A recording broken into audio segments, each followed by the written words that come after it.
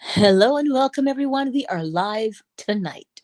Lil Bit and I are here. We are here on Fanbase, YouTube, Facebook, and Twitter. Tonight is lesson one of a 5 lesson series. Oh, tonight's lesson: consciousness is the only reality. So, the way it works, every night you will build on the previous lesson. So, as you are listening to this lecture, Neville says, what do you want to accomplish? See that in your mind's eye. And just if you can feel the thank you for it, or see the scene, or hear the words, do what you need to do.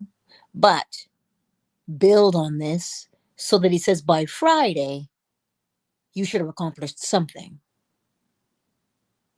Right? Cyber? Cyber, you're awesome. All right, y'all. Lesson one: consciousness is the only reality. This is going to be a very practical course. Therefore, I hope that everyone in this class has a very clear picture of what he desires. For I am convinced that you can realize your desires by the technique you will receive here this week in these 5 lessons.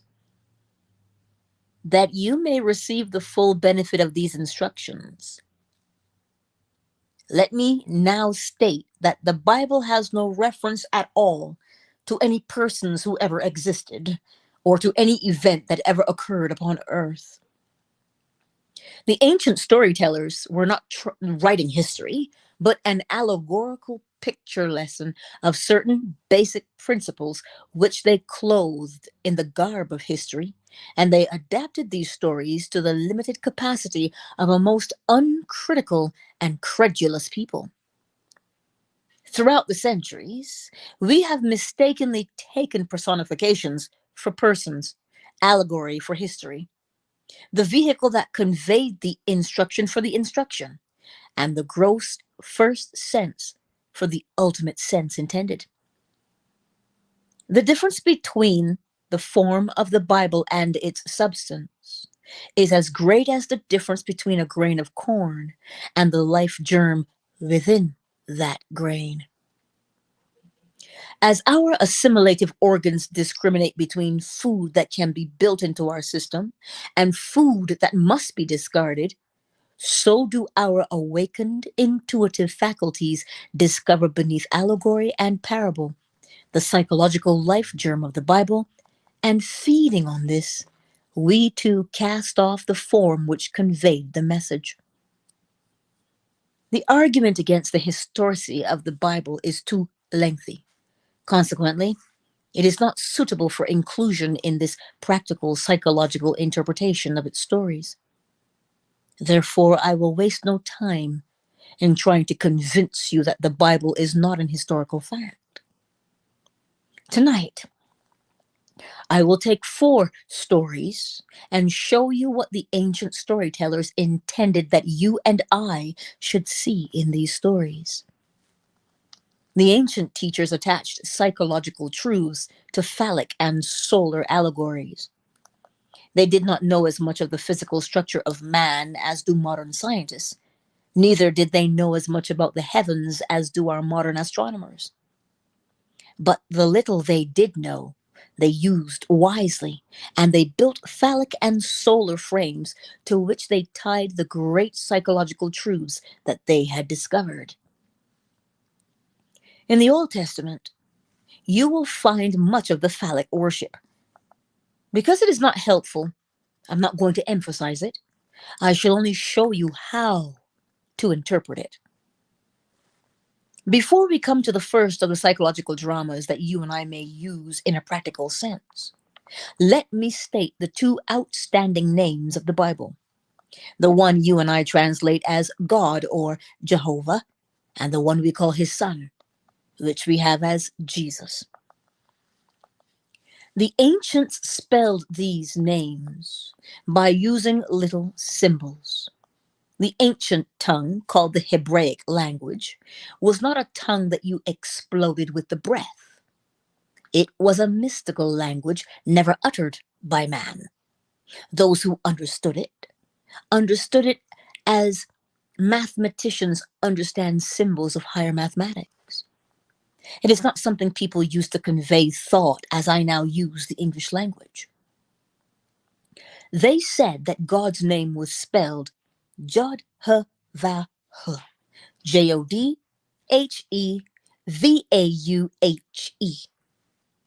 I shall take these symbols and, in our normal down-to-earth language, explain them in this manner. The first letter, Jod, J-O-D, is the name God. The first letter, J-O-D, in the name God is a hand or a seed. Not just a hand, but the hand of the director. If there is one organ of man that discriminates and sets him apart from the entire world of creation, it is his hand. What we call a hand in the anthropoid ape is not a hand. It is used only for the purpose of conveying food to the mouth or to swing from branch to branch. Man's hand fashions. It molds. You cannot really express yourself without the hand. This is the builder's hand, the hand of the director. It directs and molds and builds within your world. The ancient storytellers call the first letter Jod, J-O-D, the hand, or the absolute seed out of which the whole of creation would come. In the second letter, H-E, they gave the symbol of a window. A window is an eye. The window is to the house what the eye is to the body. The third letter, Vau, V-A-U, they called a nail. A nail is used for the purpose of binding things together. The conjunction and in the Hebraic tongue is simply the third letter or vowel. If I want to say man and woman, I put the vowel in the middle. It binds them together. The fourth and last letter, H-E, is another window or eye. In this modern down-to-earth language of ours, you can forget eyes and windows and hands and look at it in this manner. You are seated here now. This first letter, J-O-D, is your I amness, your awareness. You are aware of being aware. That is the first letter. Out of this awareness, all states of awareness come. The second letter, H-E, called an I, is your imagination, your ability to perceive. You imagine or perceive something which seems to be other than self, as though you were lost in reverie and contemplated mental states in a detached manner, making the thinker and his thoughts separate entities.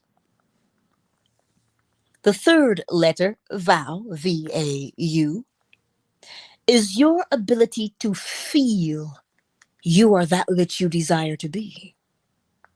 As you feel you are it, you become aware of being it.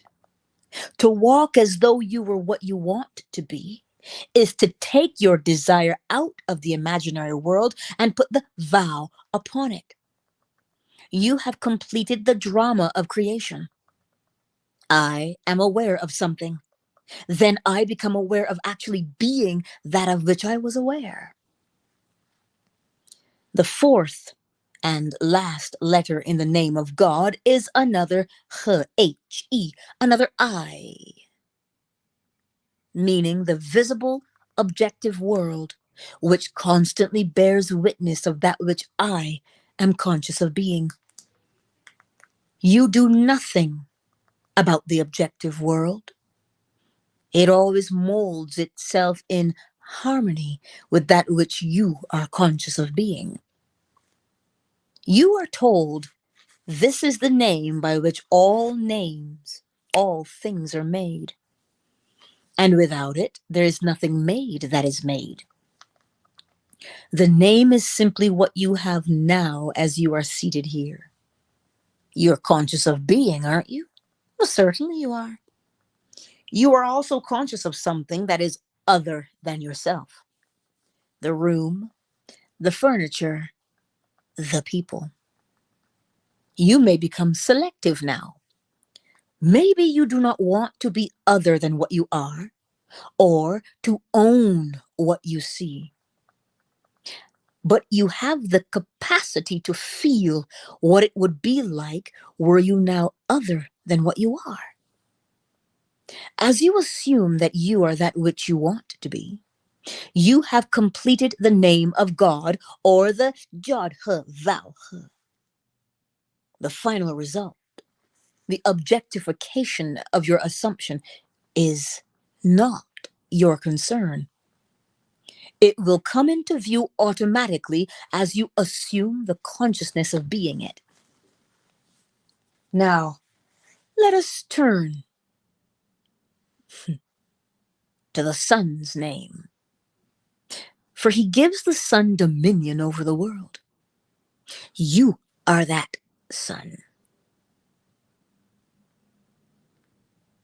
You are the great Joshua or Jesus of the Bible. You know the name Joshua or Jehoshua we have anglicized as Jesus. The Son's name is almost like the Father's name. The first three letters of the Father's name are the first three letters of the Son's name. Jod He Vav. Then you add a shin and an ayin, making the Son's name read Jod He Vav Shin Ayin. You have heard what the first three are. Jod He Vav. J-O-D, Jod, means that you are aware. H-E, means that you are aware of something. And vow, V-A-U, means that you become aware of being that of which you were aware. You have dominion because you have the ability to conceive and to become that which you conceive. That is the power of creation. But why is a shin, S-H-I-N, put in the name of the Son? Because of the infinite mercy of our Father. Mind you, the Father and the Son are one. But when the Father becomes conscious of being man, he puts within the condition called man that which he did not give unto himself. He puts a shin, S-H-I-N, for his purpose, this purpose. A shin is symbolized as a tooth. A tooth is that which consumes, that which devours. I must have within me the power to consume that which I now dislike. I, in my ignorance, brought to birth certain things I now dislike and would like to leave them behind me. Were there not within me the flames that would consume it, I would be condemned forever to live in a world of all my mistakes. But there is a shin, S-H-I-N, or flame, within the name of the Son, which allows that Son to become detached from states he formerly expressed within the world. Man is incapable of seeing other than the contents of his own consciousness. If I now become detached in consciousness from this room, by turning my attention away from it, then I am no longer conscious of it. There is something in me that devours it within me. It can only live within my objective world if I keep it alive within my consciousness. It is the shin, S-H-I-N, or a tooth in the Son's name that gives him absolute dominion.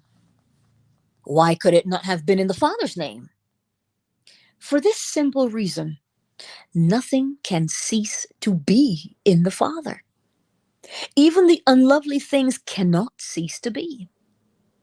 If I once give it expression, forever and ever it remains locked within the dimensionally greater self, which is the Father. But I would not like to keep alive within my world all of my mistakes. So I, in my infinite mercy, gave to myself, when I became man, the power to become detached from these things that I, in my ignorance, brought to birth in my world. These are the two names which give you dominion. You have dominion if, as you walk the earth, you know that your consciousness is God, the one and only reality. You become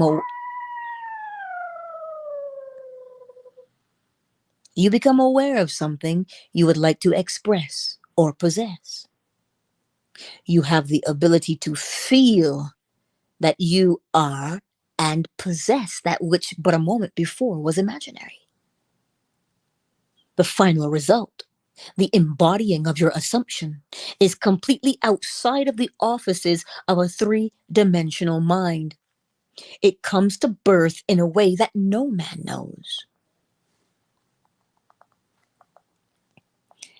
If these two names are clear in your mind's eye, you will see that they are your eternal names. As you sit here, you are the Jod He Vau He. You are the Jod He Vau Shin Ayin. The stories of the Bible concern themselves exclusively with the power of imagination. They are really dramatizations of the technique of prayer. For prayer is the secret of changing the future. The Bible reveals the key by which man enters a dimensionally larger world for the purpose of changing the conditions of the lesser world in which he lives.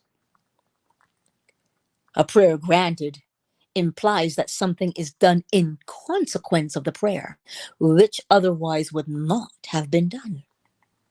Therefore, man is the spring of action, the directing mind, and the one who grants the prayer again.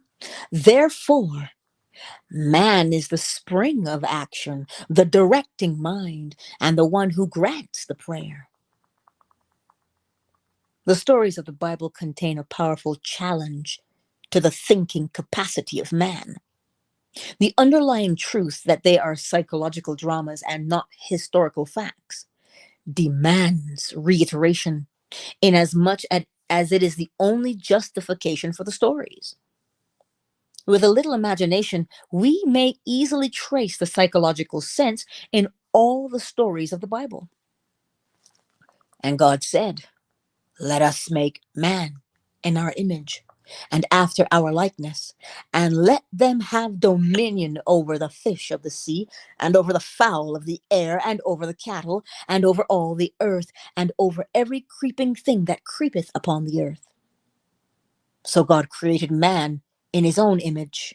In the image of God created he him. Genesis 1:26 and 27. Here in the first chapter of the Bible, the ancient teachers laid the foundation that God and man are one, and that man has dominion over all the earth. If God and man are one, then God can never be so far off as even to be near, for nearness implies separation. The question arises, well, what is God? God is man's consciousness, his awareness, his I amness. The drama of life is a psychological one in which we bring circumstances to pass by our attitudes rather than by our acts. The cornerstone on which all things are based is blast, I say. The cornerstone on which all things are based is man's concept of himself. Again, The cornerstone on which all things are based is man's concept of himself. He acts as he does and has the experiences that he does because his concept of himself is what it is, and for no other reason. Had he a different concept of himself, he would act differently and have different experiences. Man, by assuming the feeling of his wish fulfilled, alters his future in harmony with his assumption. For assumptions, though false, if sustained, will harden into fact. The undisciplined mind finds it difficult to assume a state which is denied by the senses. But the ancient teachers discovered that sleep, or a state akin to sleep, aided man in making his assumption. Therefore, they dramatized the first creative act of man as one in which man was in a profound sleep. This not only sets the pattern for all future creative acts, but shows us that man has but one substance that is truly his to use in creating his world, and that is himself. And the Lord God, man, caused a deep sleep to fall upon Adam, and he slept. And he took one of his ribs and closed up the flesh instead thereof. And the rib which the Lord God had taken from man made he a woman. Genesis 2:21 and 22. Before God fashions this woman for man, he brings unto Adam the beasts of the field and the fowls of the air, and has Adam name them. Whatsoever Adam called every living creature, that was the name thereof. If you will take a concordance or a Bible dictionary and look up the word thigh as used in this story, you will see that it has nothing to do with the thigh. It is defined as the soft parts that are creative in a man, that hang upon the thigh of a man. The ancient storytellers used this phallic frame to reveal a great psychological truth. An angel is a messenger of God. You are God, as you have just discovered, for your consciousness is God. And you have an idea, a message. You are wrestling with an idea, for you do not know that you are already that which you contemplate, neither do you believe you could become it. You would like to, but you do not believe you could. Who wrestles with the angel? Jacob. And the word Jacob, by definition, means supplanter. You would like to transform yourself and become that which reason and your senses deny. As you wrestle with your ideal, trying to feel that you are it, this is what happens. Then you actually feel that you are it. Something goes out of you. You may use the words, "Who has touched me? For I perceive virtue has gone out of me." You become for a moment, after a successful meditation, incapable of continuing in the act as though it were a physical creative act. You are just as impotent after you have prayed successfully as you are after the physical creative act. Then satisfaction is yours. You no longer hunger for it. If the hunger persists, you did not explode the idea within you. You did not actually succeed in becoming conscious of being that which you wanted to be. There was still that thirst when you came out of the deep. If I can feel that I am that which but a few seconds ago I knew I was not, but desired to be, then I am no longer hungry to be it. I am no longer thirsty because I feel satisfied in that state. Then something shrinks within me, not physically, but in my feeling, in my consciousness. For that is the creativeness of man. He so shrinks in desire.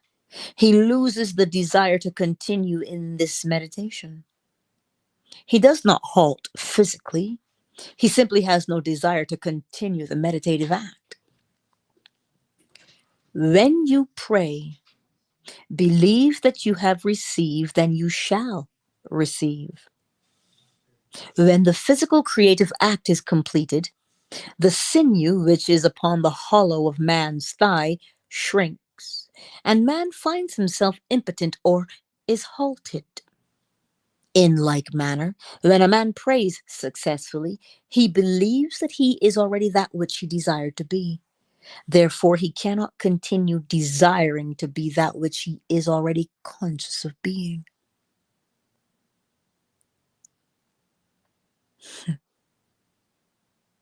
In like manner, when a man prays successfully, he believes that he is already that which he desired to be. Therefore, he cannot continue desiring to be that which he is already conscious of being. At the moment of satisfaction, physical and psychological, something goes out which in time bears witness to man's creative power. Our next story is in the 38th chapter of the book of Genesis. Here is a king whose name is Judah, the first three letters of whose name also begins Jod, He, Vav. Tamar is his daughter-in-law. The word Tamar means a palm tree, or the most beautiful, the most comely. She is gracious and beautiful to look on, and is called a palm tree. A tall, stately palm tree blossoms even in the desert. Wherever it is, there is an oasis. When you see the palm tree in the desert, there will be found what you seek most in that parched land. There is nothing more desirable to a man moving across a desert than the sight of a palm tree. In our case, to be practical, our objective is the palm tree. That is the stately, beautiful one that we seek. Whatever it is that you and I want, what we truly desire, is personified in the story as Tamar the Beautiful. We are told she dresses herself in the veils of a harlot and sits in the public place. Her father-in-law, King Judah, comes by, and he is so in love with this one who is veiled that he offers her a kid to be intimate with her. She said, "What will you give me as a pledge that you will give me a kid?" Looking around, he said, "What do you want me to give as a pledge?" And she answered, "Give me your ring, give me your bracelets, and give me your staff." Whereupon he took from his hand the ring and the bracelet, and gave them to her along with his scepter.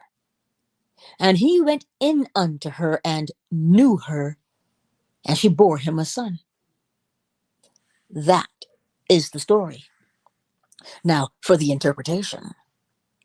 Man has one gift that is truly his to give, and that is himself. He has no other gift, as told you in the very first creative act of Adam, begetting the woman out of himself. There was no other substance in the world but himself with which he could fashion the object of his desire. In like manner, Judah had but one gift that was truly his to give, himself, as the ring, the bracelets, and the staff symbolized, for these were the symbols of his kingship. Man offers that which is not himself, but life demands that he give the one thing that symbolizes himself. Give me your ring, give me your bracelet, give me your scepter. These make the king. When he gives them, he gives of himself. You are the great King Judah. Before you can know your Tamar and make her bear witness. Before you can know your Tamar and make her bear your likeness in the world, you must go in unto her and give of self. Well, suppose I want security. I cannot get it by knowing people who have it. I cannot get it by pulling strings. I must become conscious of being secure. Let us say I want to be healthy. Pills will not do it. Diet or climate will not do it. I must become conscious of being healthy by assuming the feeling of being healthy. Perhaps I want to be lifted up in this world. Merely looking at kings and presidents and noble people and living in their reflection will not make me dignified. I must become conscious of being noble and dignified and walk as though I were that which I now want to be. When I walk in that light, I give of myself to the image that haunted my mind. And in time, she bears me a child, which means I objectify a world in harmony with that which I am conscious of being. You are King Judah, and you are also Tamar. When you become conscious of being that which you want to be, you are Tamar. Then you crystallize your desire within the world round about you. No matter what stories you read in the Bible, no matter how many characters these ancient storytellers introduced into the dream, there's one thing you and I must always bear in mind. They all take place within the mind of the individual man. All the characters live in the mind of the individual man. As you read the story, make it fit the pattern of self.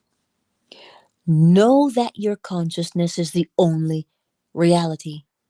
Then know what you want to be. Then assume the feeling of being that which you want to be. And remain faithful to your assumption, living and acting on your conviction. Always make it fit that pattern.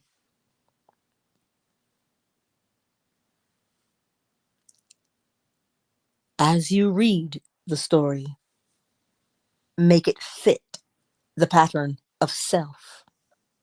Know that your consciousness is the only reality. Then know what you want to be. Then assume the feeling of being that which you want to be, and remain faithful to your assumption, living and acting on your conviction. Always make it fit that pattern. Our third interpretation is the story of Isaac and his two sons, Esau and Jacob. The picture is drawn of a blind man being deceived by his second son into giving him the blessing which belonged to his first son. The story stresses the point that the deception was accomplished through the sense of touch. And Isaac said unto Jacob, Come near, I pray thee, that I may feel thee, my son, whether thou be my very son Esau or not. And Jacob went near unto Isaac his father, and he felt him. And it came to pass, as soon as Isaac had made an end of blessing Jacob, and Jacob was yet scarce gone out from the presence of Isaac his father, that Esau his brother came in from his hunting. Genesis 27, verse 21 and 30. This story can be very helpful if you will reenact it now. Again, bear in mind that all the characters of the Bible are personifications of abstract ideas and must be fulfilled in the individual man. You are the blind father and both sons. Isaac is old and blind, and sensing the approach of death, calls his first son Esau a rough, hairy boy and sends him into the woods that he may bring in some venison. The second son, Jacob, a smooth-skinned boy, overheard the request of his father. Desiring the birthright of his brother, Jacob, the smooth-skinned son, slaughtered one of his father's flock and skinned it. Then, dressed in the hairy skins of the kid he had slaughtered, he came through subtly and betrayed his father into believing that he was Esau. The father said, "Come close, my son, that I may feel you. I cannot see, but come that I may feel." Note the stress that is placed upon feeling in this story. He came close, and the father said to him, "The voice is Jacob's voice, but the hands are the hands of Esau." And feeling this roughness, the reality of the son Esau, he pronounced the blessing and gave it to Jacob. You are told in the story that as Isaac pronounced the blessing and Jacob had scarcely gone out from his presence, that his brother Esau came in from hunting. This is an important verse. Do not become distressed in our practical approach to it. For as you sit here, you too are Isaac. This room in which you are seated in is your present Esau. This is the rough or sensibly known world, known by reason of your bodily organs. All of your senses bear witness to the fact that you are here in this room. Everything tells you that you are here, but perhaps you do not want to be here. You can apply this toward any objective. The room in which you are seated at any time, the environment in which you are placed, this is your rough or sensibly known world or son, which is personified in the story as Esau. What you would like in place of what you have or are is your smooth-skinned state or Jacob the supplanter. You do not send your visible world hunting, as many people do by denial. Again, you do not send your visible world hunting as so many people do by denial. By saying, well, it does not exist, you make it all the more real. Instead, you simply remove your attention from the region of sensation, which at this moment is the room round about you. And you concentrate your attention on that which you want to put in its place, that which you want to make real. In concentrating on your objective, the secret is to bring it here. You must make here, you must make elsewhere here, and then now imagine that your objective is so close that you can feel it. Suppose at this very moment, I want a piano here in this room. To see a piano in my mind's eye existing elsewhere does not do it. But to visualize it in this room as though it were here, and to put my mental hand upon the piano and to feel it solidly real, is to take that subjective state personified as my second son Jacob and bring it so close that I can feel it. Isaac is called a blind man. You are blind because you do not see your objective with your bodily organs. You cannot see it with your objective senses. You only perceive it with your mind, but you bring it so close that you can feel it as though it were solidly real now. When this is done and you lose yourself in its reality and feel it to be real, open your eyes. When you open your eyes, what happens? The room that you had shut out but a moment ago returns from the hunt.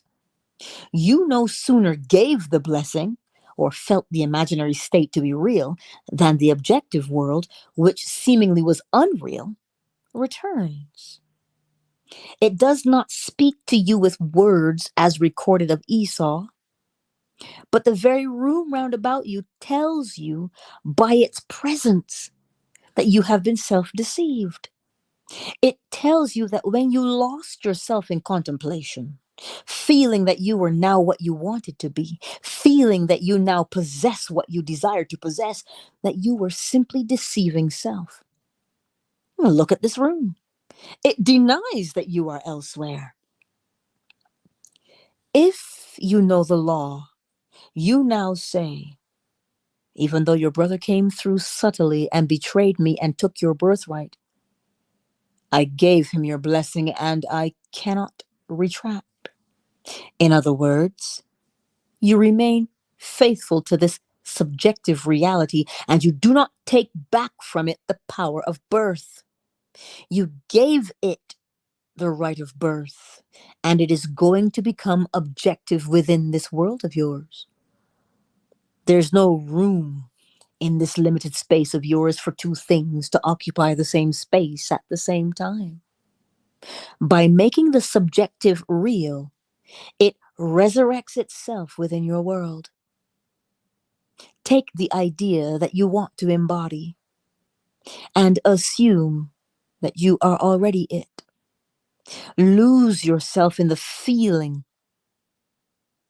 Lose yourself in feeling this assumption is solidly real. As you give it this sense of reality, you have given it the blessing which belongs to the objective world, and you do not have to aid its birth any more than you have to aid the birth of a child or a seed you plant in the ground. The seed you plant grows unaided by a man, for it contains within itself all the power and all the plans necessary for self-expression. You can this night reenact the drama of Isaac blessing his second son and see what happens in the immediate future in your world. Your present environment vanishes. All the circumstances of life change and make way for the coming of that to which you have given your life. As you walk knowing that you are what you wanted to be, you objectify it without the assistance of another. The fourth story for tonight is taken from the last book attributed to Moses. If you need proof that Moses did not write it, read the story carefully. It is found in the 34th chapter of the book of Deuteronomy. Ask any priest or rabbi who is the author of this book, and they will tell you that Moses wrote it. In the 34th chapter of Deuteronomy, you will read of a man writing his own obituary. That is, Moses wrote this chapter. A man may sit down and write what he would like to have placed upon his tombstone. But here is a man who writes his own obituary.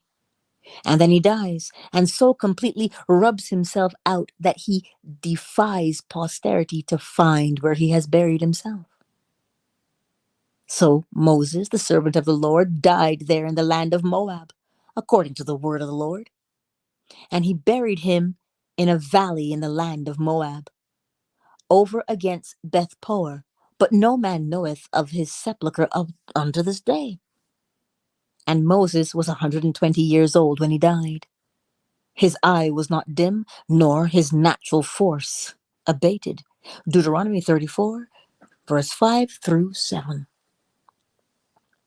You must this night, not tomorrow, learn the technique of writing your own obituary and so completely die to what you are that no man in this world can tell you where you buried the old man.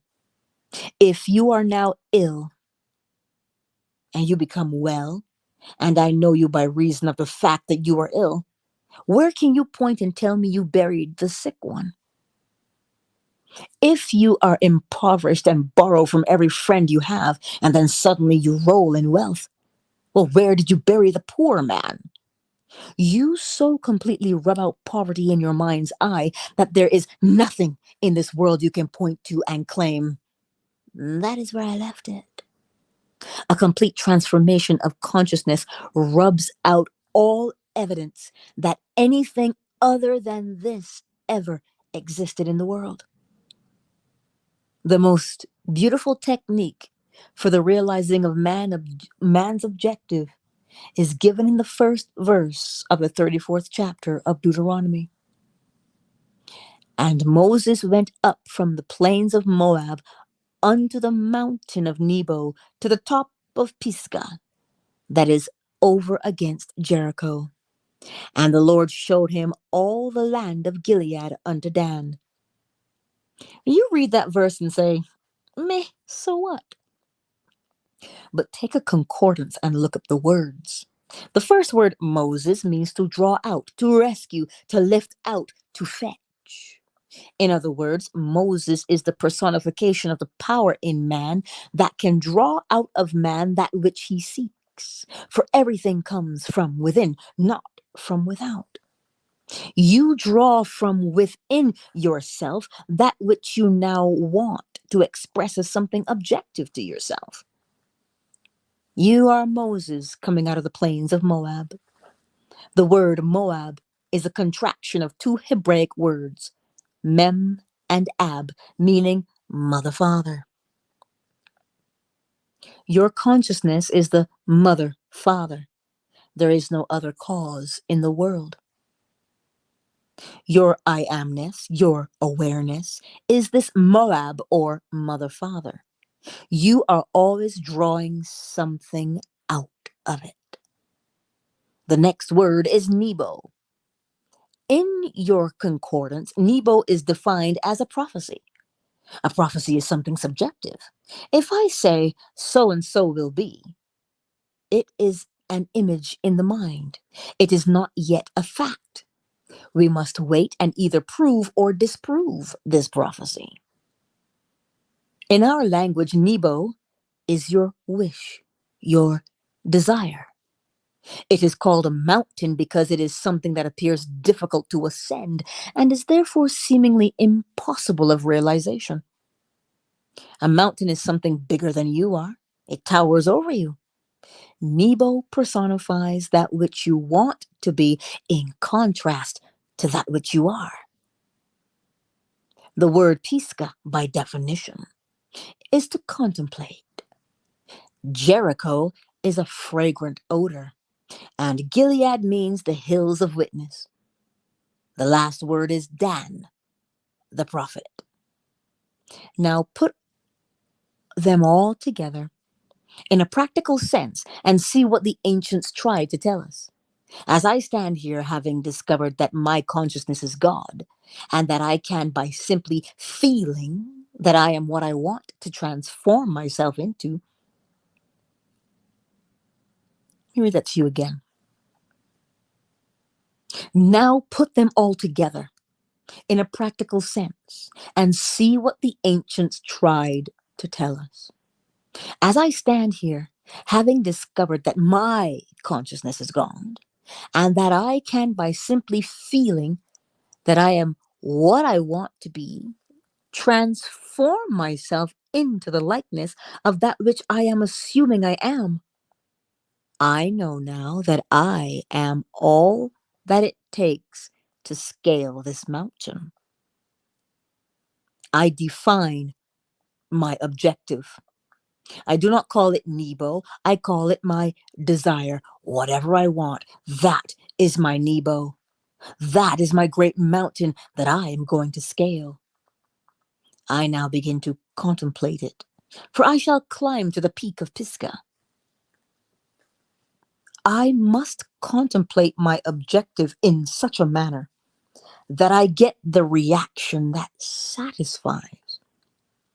If I do not get the reaction that pleases, then Jericho is not seen, for Jericho is a fragrant odor. When I feel that I am what I want to be, I cannot suppress the joy that comes with that feeling. I must always contemplate my objective until I get the feeling of satisfaction personified as Jericho. Then I do nothing to make it visible in my world, for the hills of Gilead, meaning men, women, the whole vast world round about me, come bearing witness. They come to testify that I am what I have assumed myself to be, and am sustaining within myself. Then my world conforms to my assumption. The prophecy is fulfilled. If I now know what I want to be, and assume that I am it, and walk as though I were, I become it. And becoming it, I so completely die to my former concept of self that I cannot point to any place in this world and say, that is where my former self is buried. I so completely died that I defy posterity to ever find where I buried my old self.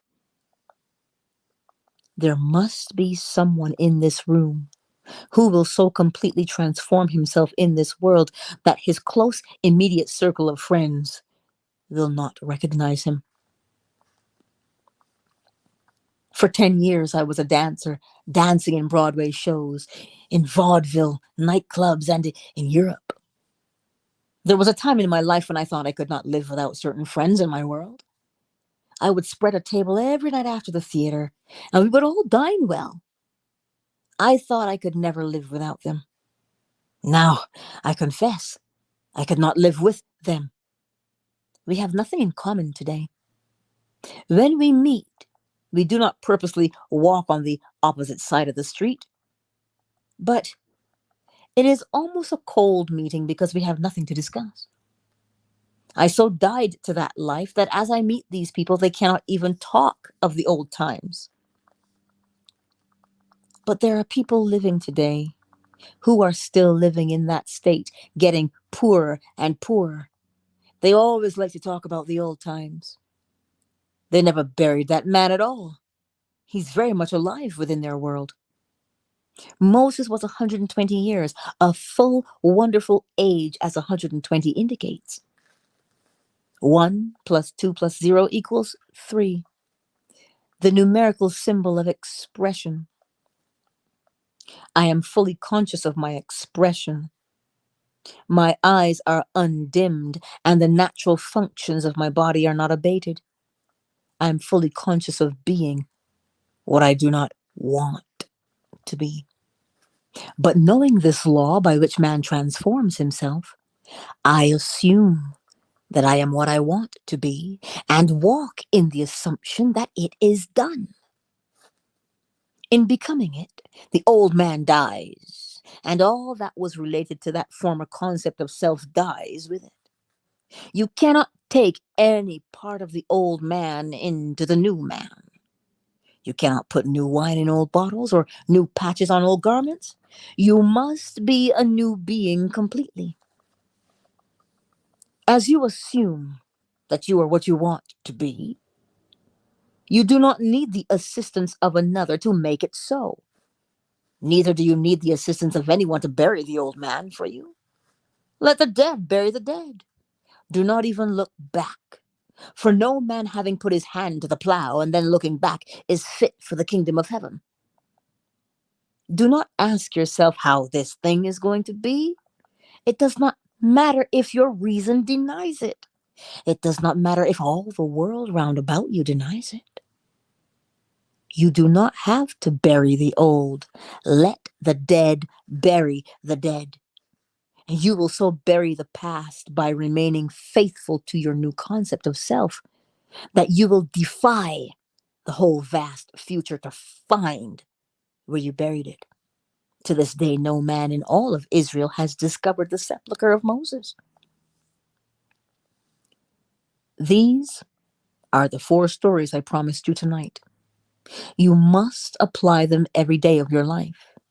Even though the chair on which you are now seated seems hard and does not lend itself to meditation, you can, by imagination, make it the most comfortable chair in the world. Let me now define the technique as I want you to employ it. I trust each one of you came here tonight with a clear picture of your desire. Do not say, it's impossible. Do you want it? You do not have to use your moral code to realize it.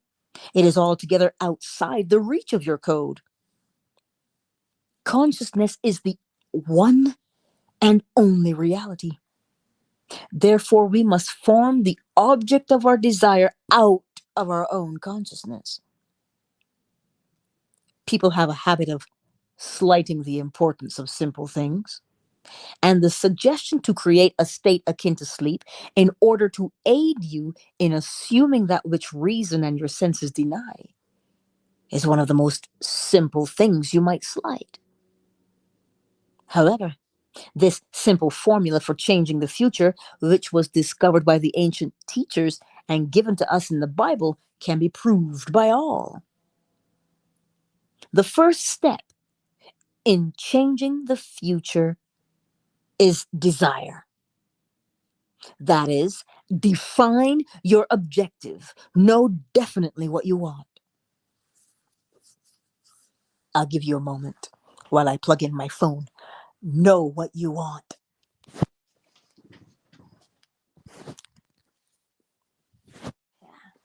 Come, sweet boy.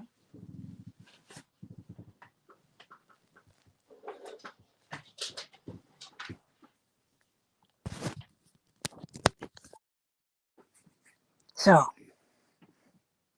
the first step in changing the future is desire. That is, define your objective. Know definitely what you want. Remember, don't say it's not possible, right? Second, construct an event which you believe you would encounter following the fulfillment of your desire. An event which implies fulfillment of your desire. Something which will have the action of self-predominant. Again, construct an event which you believe you would encounter following the fulfillment of your desire. An event which implies fulfillment of your desire, something which will have the action of self-predominant. Something you would do then. Would you get a letter? Would you get a phone call? Would you hear a congratulation? So,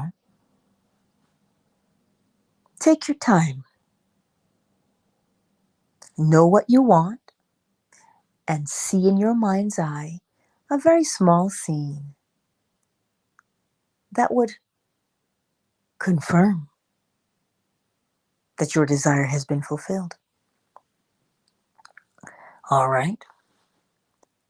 The third step is to immobilize the physical body and induce a state akin to sleep. Then, mentally, feel yourself right into the proposed action. Imagine all the while that you are actually performing the action here and now. You must participate in the imaginary action, not merely stand back and look on, but feel that you are actually performing the action so that the imaginary sensation is real to you. Again, the third step is to immobilize the physical body and induce a state akin to sleep. Then mentally feel yourself right into the proposed action. Imagine all the while that you are actually performing the action here and now. You must participate in the imaginary action, not merely stand back and look on, but feel that you are actually performing the action so that the imaginary sensation is real to you. It is always important to remember that the proposed action must be the one which follows the fulfillment of your desire, one which implies fulfillment. For example, suppose you desired promotion in the office. Then being congratulated would be an event you would encounter following the fulfillment of your desire. Having selected this action as the one you will experience in imagination to imply promotion in office, immobilize your physical body and induce a state bordering on sleep, a drowsy state, but one in which you are still able to control the direction of your thoughts, a state in which you are attentive without effort. Then visualize a friend standing before you. Put your imaginary hand into his. Feel it to be solid and real, and carry on an imaginary conversation with him in harmony with the feeling of having been promoted. You do not visualize yourself at a distance in point of space and at a distance in point of time being congratulated on your good fortune. Instead, you make elsewhere here and the future now. The difference between feeling yourself in action here and now and visualizing yourself in action as though you were on a motion picture screen is the difference between success and failure. Again, the difference between feeling yourself in action here and now and visualizing yourself in action as though you were on a motion picture screen is the difference between success and failure. The difference will be appreciated if you will now visualize yourself climbing a ladder. Then, with eyelids closed, imagine that a ladder is right in front of you and you feel yourself actually climbing it. Experience has taught me to restrict the imaginary action which implies fulfillment of the desire, to condense the idea into a single act, and to reenact it over and over again until it has the feeling of reality. Otherwise, your attention will wander off along an associated track, and hosts of associated images will be presented to your attention, and in a few seconds, they will lead you hundreds of miles away from your objective in point of space and years away in point of time. If you decide to climb a particular flight of stairs because that is the likely event to follow the fulfillment of your desire, then you must restrict the action to climbing that particular flight of stairs. Should your attention wander off, bring it back to its task of climbing that flight of stairs and keep on doing so until the imaginary action has all the solidity and distinctness of reality. The idea must be maintained in the mind without any sensible effort on your part. You must, with the minimum of effort, permeate the mind with the feeling of the wish fulfilled. Drowsiness facilitates change because it favors attention without effort. But it must not be pushed to the state of sleep in which you no longer are able to control the movements of your attention, but a moderate degree of drowsiness in which you are still able to direct your thoughts. A most effective way to embody a desire is to assume the feeling of the wish fulfilled, and then, in a relaxed and drowsy state, repeat over and over again like a lullaby any short phrase which implies fulfillment of your desire, such as thank you, thank you, thank you, as though you addressed a higher power for having given you that which you desired.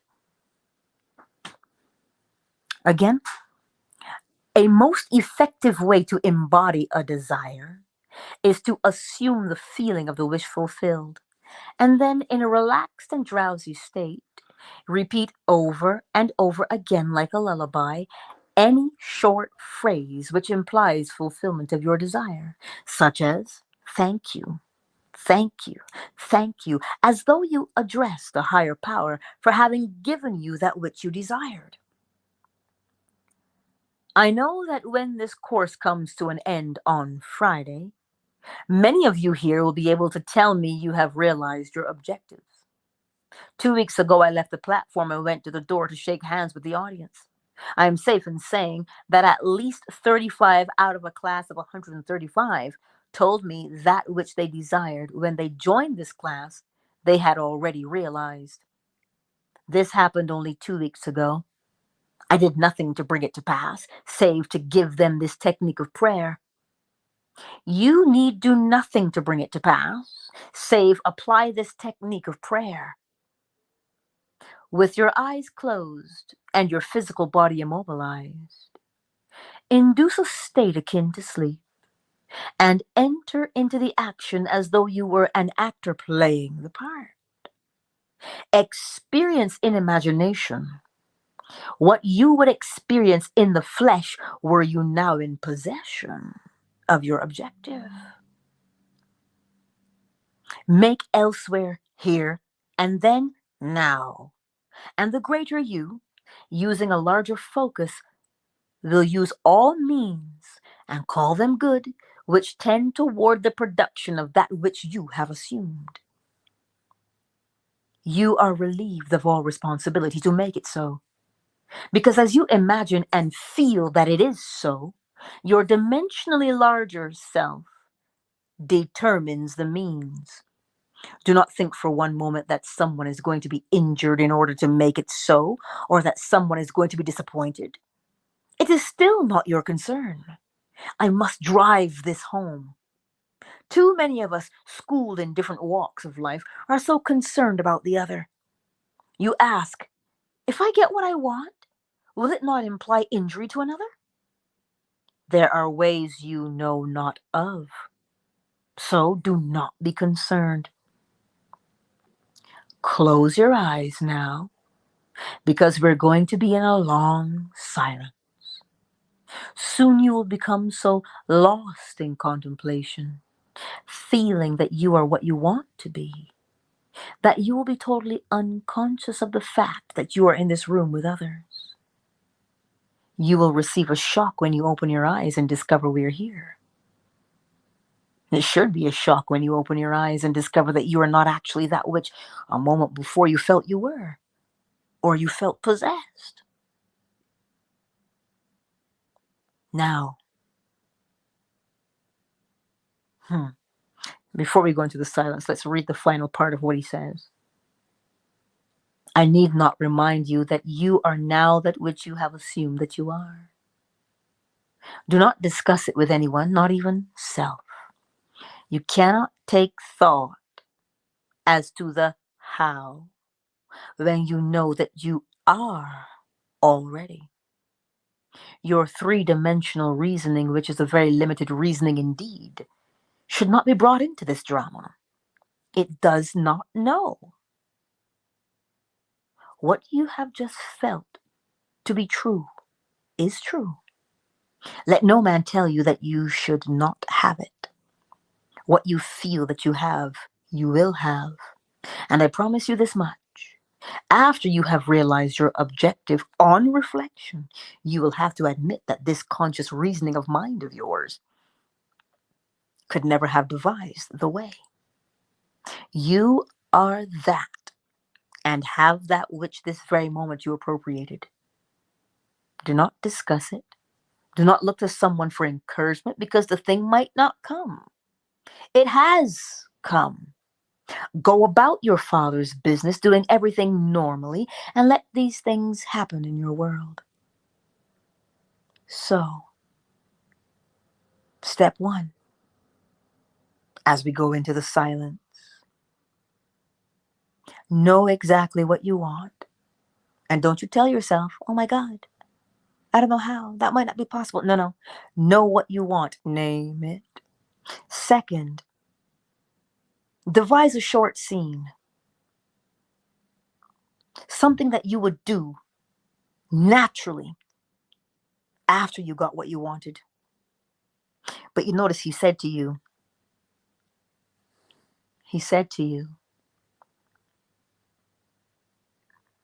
a most effective way to embody a desire is to assume the feeling of the wish fulfilled. And then, in a relaxed and drowsy state, repeat over and over again like a lullaby any short phrase which implies fulfillment of your desire, such as thank you, thank you, thank you. So now,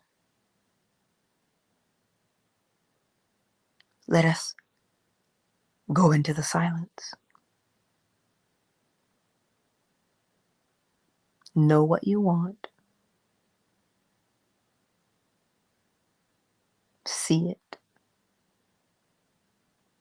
But remember, don't just see it. You are the actor. You must act it out. You must experience in imagination what you would experience in reality. So if you would jump up and down for joy, jump up and down for joy inside your mind's eye. You do it.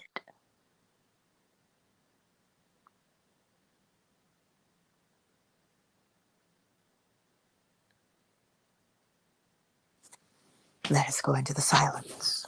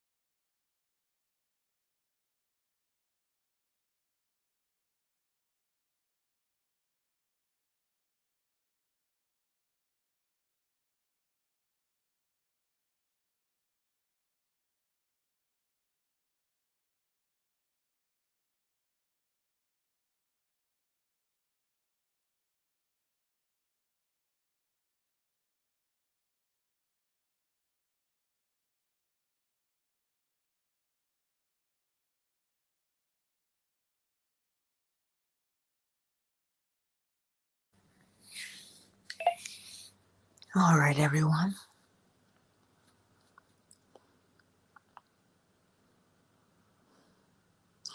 I trust that tonight's lecture was helpful for you.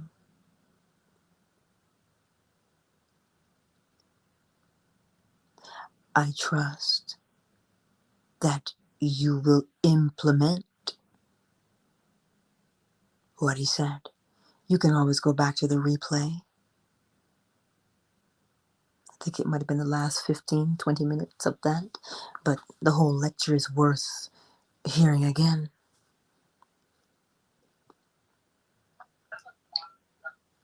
So what we do here is when we apply what he says, know what you want to accomplish. When you know what it is that you want to accomplish, after you accomplish it, what's the first thing? What's the thing that you would do? Then act it out in your mind's eye. Visualize it then. But remember what he said, what the difference between success and failure would be. If you're watching yourself do something on the screen, that would be failure. You don't want to watch yourself do it on the screen. You want to be the actor, playing the role, embodying the role. That's what you want to be, the actor. And then you immobilize your body. You lay as still as you can, because you want to induce a very drowsy state, but don't go to sleep. You can stay drowsy for a little bit because it's attention, right?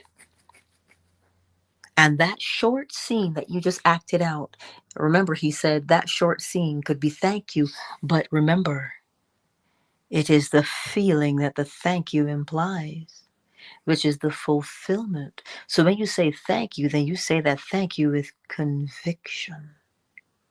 And you feel the satisfaction. Now remember what he said. When you feel the satisfaction, you no longer desire it, because you've got it now. You successfully convinced yourself that you have it. So you're feeling for the satisfaction. Yes? And you do it night after night. As you put your head on your pillow, spend those 10 minutes just doing that. Or like Brandon, on your break, set your timer for 15 minutes. And you can do that state akin to sleep. And after the 15 minutes is over, you can get up and go back to doing whatever your work is. So tonight, my beautiful friends, thank you all for being here. Brandon, of Ism Almighty, that is correct. I am, not I was or will be, but I am. And yes, I will make sure to tell Lil Bit is fast asleep. But I'll make sure and tell him. Sugar Visions and Cyber. Fanbase, who's here tonight?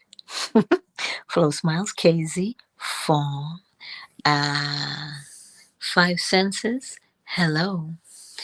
Kelly and Bodyguard are here. Hello. It is always excellent to see all of you. It is. And I know sometimes when I'm reading, I cannot say hello to you at that time, right? But